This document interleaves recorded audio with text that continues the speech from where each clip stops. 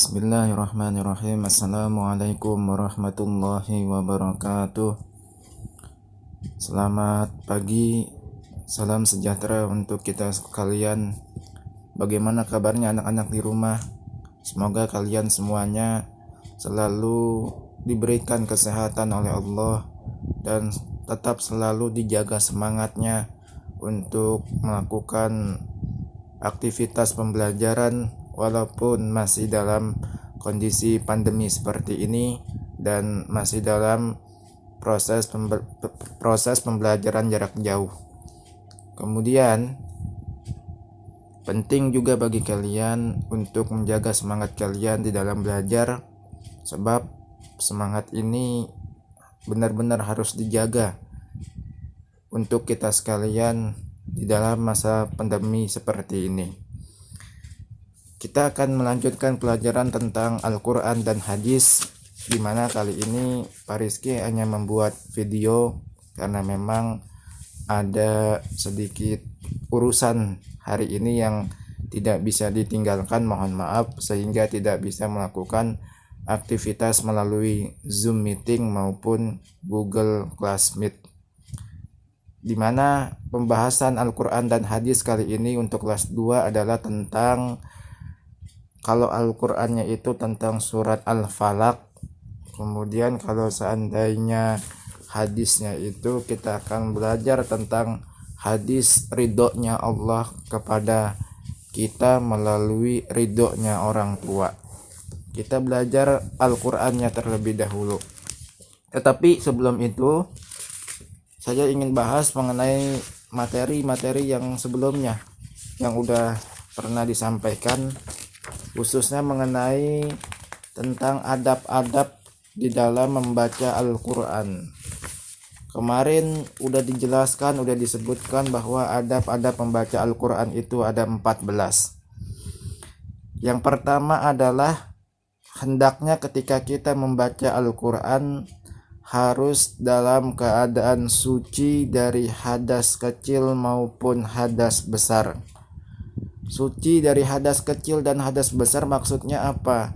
Ketika kita baru saja buang air misalkan, baik buang air kecil maupun buang air besar, maka kita wajib bersuci terlebih dahulu sebelum kita membaca Al-Quran. Yakni caranya adalah dengan berhudu. Atau mungkin kalau seandainya sudah melalui proses akil baligh, baru saja haid, berarti harus mandi wajib terlebih dahulu atau mandi junub. Kemudian yang kedua adalah mulailah dengan membaca kalimat basmalah. Jadi sunnah hukumnya bagi siapapun umat Islam ketika mau membaca Al-Quran disunnahkan untuk membaca basmalah, Bismillahirrahmanirrahim. Yang ketiga adalah tartil dalam kaidah tajwid. Maksudnya apa? Ketika kita membaca Al-Quran harus tartil, harus betul-betul memperhatikan tajwidnya. Mana idgham bigunanya, mana idgham bila gunanya, mana iklabnya, mana izharnya, mana ikfanya, mana idgham mislinya, mana idgham mutajanisainnya, mana matobi'inya, dan lain sebagainya. Kata Allah, warattilil Qur'ana tartila. Bacalah Al-Quran itu dengan tartil. Kemudian yang keempat, membaguskan suara dengan bacaan yang jelas. Artinya apa? Baca Al-Quran suaranya itu harus dikeluarkan agar apa? Makhraj-makhrajnya menjadi jelas. Sebab kalau seandainya kita salah mengeluarkan makharijul huruf, maka apa? Salah pula tuh arti yang dibacanya. Kemudian apalagi? Suara pelan atau keras tergantung kondisi situasi maupun situasinya tuh tergantung ya. Membaguskan suara atau tidak. Artinya mengecilkan suara atau mengeraskan suara itu tergantung kondisi maupun situasi. Kalau seandainya kita lagi baca bareng-bareng Al-Quran bersama keluarga kita, bersama teman-teman kita, bersama guru-guru kita, suaranya agak dikencangkan biar yang lain bisa dengar. Tapi kalau seandainya bacanya sendiri, tidak perlu kencang-kencang, yang penting kuping kita sendiri ini mendengarnya. Kemudian apalagi bersujud ketika membaca ayat sajadah. Ayat sajadah itu apa sih? Ayat sajadah itu sebuah ayat di dalam Al-Quran yang benar-benar menerangkan kita ini harus bersujud kepada Allah. Ketika ada ayat seperti ini, maka hukumnya wajib bagi kalian untuk disunahkan bersujud. Kemudian apalagi menggunakan ataupun memegang Al-Quran dengan tangan kanan. Jadi kalau mau baca Al-Quran itu pegang Qurannya pakai tangan kanan, jangan pakai tangan kiri. Kemudian apalagi disunahkan menghadap kiblat, menghadap arah kita ketika melaksanakan ibadah sholat. Kemudian apalagi khusyuk dan tenang.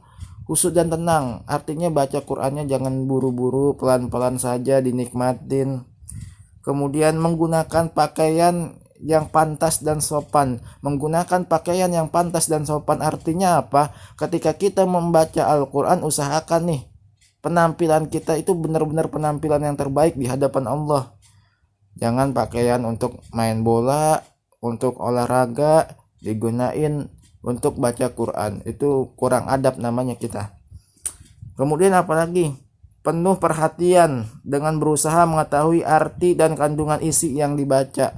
Artinya apa? Ketika kita baca Quran, supaya kita paham arti yang dibaca, kita pelajarin tuh satu persatu ayatnya. Contoh kita lagi baca Fatihah, dari mulai baca Bismillahirrahmanirrahim sampai dengan nanti ghairil maghdubi alaihim waladdallin, amin. Usahakan tuh kita paham apa yang kita baca artinya, sehingga dengan kita paham, kita mampu mengimplementasikan dalam kehidupan kita sehari-hari. Kemudian apalagi memperhatikan tanda wakaf dan tanda baca lainnya. Jadi kudu diperhatiin nih tanda-tanda bacaan Al-Quran di dalam Al-Quran ya. Kemudian ke-13, mulut tidak lagi makan ketika membaca Al-Quran. Jadi ketika kita baca Al-Quran jangan lagi makan. Kalau makannya belum habis, dihabiskan terlebih dahulu, kemudian baru dilanjut untuk membaca Al-Quran.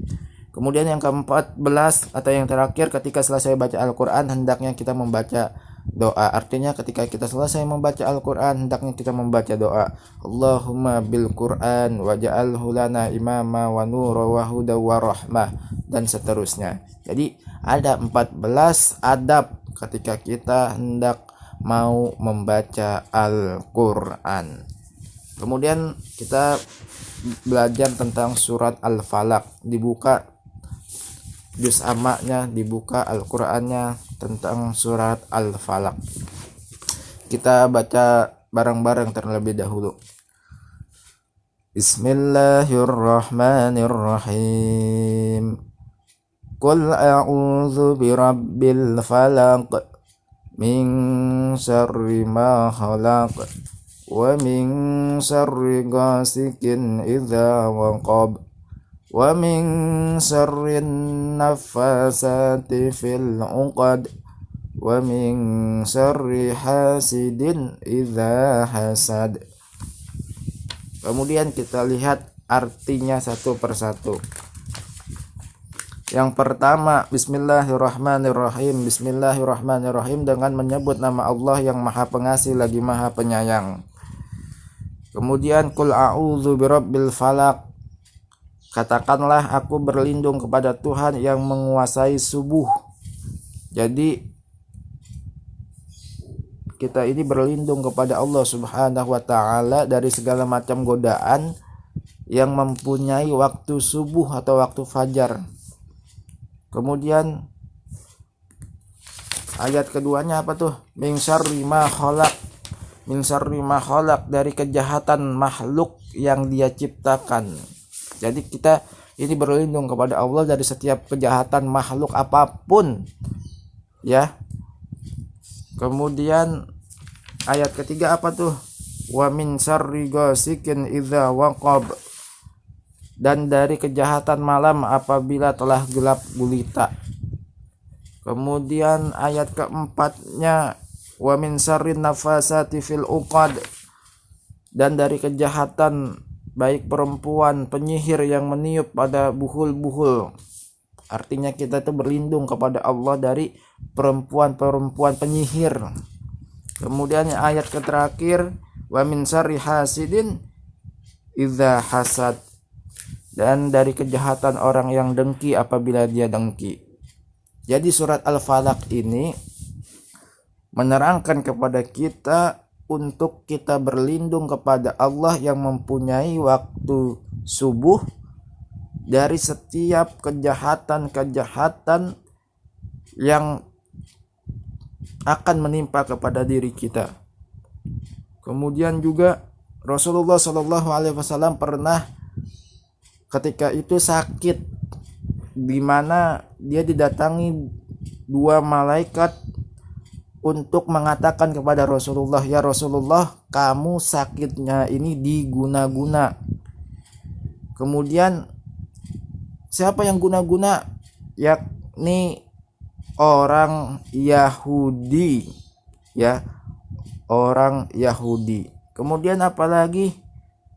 Lalu turunlah surat ini, surat Al-Falaq. Makanya kita ini kalau mau terlindung dari guna-guna, kalau mau terlindung dari sihir yang dicoba dikirimkan oleh makhluk-makhluk, maka perbanyaklah membaca surat Al-Falaq ini. Kemudian surat Al-Falaq ini merupakan surat yang seharusnya sudah kita hafal semua dan kita lancar membacanya. Kalian bisa pelajarin di rumah apa arti dari surat Al-Falaq, diturunkan di mana, surat yang keberapa, ya kan, dan termasuk surat apa. Kita sama-sama belajar. Pak Rizky sengaja tidak menyebutkan, biar apa? Biar kalian juga ada feedbacknya, biar kalian juga ada kemauan untuk sama-sama membacanya. Jadi intinya itu surat Al-Falaq ini menceritakan kepada kita untuk berlindung kepada Allah dari setiap kejahatan-kejahatan makhluk yang coba-coba ingin mengganggu diri kita. Jadi itu, ya, pasti kalian sudah hafal lah, sudah lancar membacanya lah. Yang penting istiqomah di dalam membaca Al-Quran. Nah, sekarang kita tutup ini bukunya. Kemudian kita berlanjut kepada pelajaran hadis.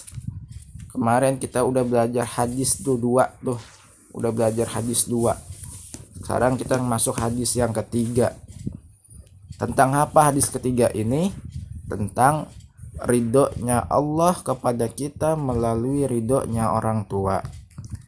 Kata baginda Rasulullah, ridhollah fi ridhol walidain wa suhtullah fi suhtil walidain. Ridhonya Allah itu tergantung kepada ridho kedua orang tua, dan murkanya Allah itu adalah tergantung kepada murka kedua orang tua. Artinya apa? Kalau kita mau mendapatkan ridho Allah, usahakan kita mau dapatkan dulu tuh ridho kedua orang tua kita. Kalau orang tua kita udah meridhoi kita, maka insya Allah Allah pun juga udah meridhoi kita. Kalau seandainya Allah udah ridho sama diri kita, maka apapun yang menjadi hajat kita, apapun yang menjadi keinginan kita, insya Allah akan dikabulkan oleh Allah Subhanahu wa Ta'ala. Tetapi kalau seandainya kita ini mendapatkan murka dari orang tua kita marah sama kelakuan kita sehingga membuat orang tua kita menjadi murka, maka Allah Subhanahu wa Ta'ala juga ikut menjadi murka kepada kita. Na'udzubillah summa na'udzubillah. Makanya selama PJJ di rumah usahakan kita bakti sama orang tua kita bantu kegiatan-kegiatan orang tua kita di rumah, dan usahakan senengin hati daripada kedua orang tua kita. Ketika orang tua kita senang, maka insya Allah Allah pun juga ikut senang. Ridullah fi ridul walidain wa suhtullah fi suhtil walidain. Ridhonya Allah itu tergantung kepada ridho orang tua, dan murkanya Allah juga tergantung kepada murka kedua orang tua. Terus bakti sama orang tua, terus baca Al-Qur'annya, terus jaga sholat 5 waktunya, terus jangan ditinggal tuh ibadah-ibadah sunnahnya seperti sholat sunnah duha, seperti membaca Asmaul Husna dan lain-lain sebagainya. Walaupun masih dalam kondisi pandemi seperti ini, walaupun proses pembelajaran masih PJJ. Nah, tugasnya apa Pak Rizky? Tugasnya adalah di rumah kalian hafalkan hadisnya. Ridullah fi ridul walidain wa suhtullah fi suhtil walidain. Ridhonya Allah tergantung kepada ridho kedua orang tua, murkanya Allah juga tergantung kepada murka kedua orang tua. Kemudian apalagi selain ngapalin tugasnya, dan coba tolong sebutkan aktivitas kalian selama di rumah ya yang mencerminkan hadis ini, yang membuat orang tua kalian itu senang. Kira-kira sebutin apa aja dan kemudian praktekkan ya, praktekkan di rumah kalian masing-masing. Terima kasih. Assalamualaikum warahmatullahi wabarakatuh.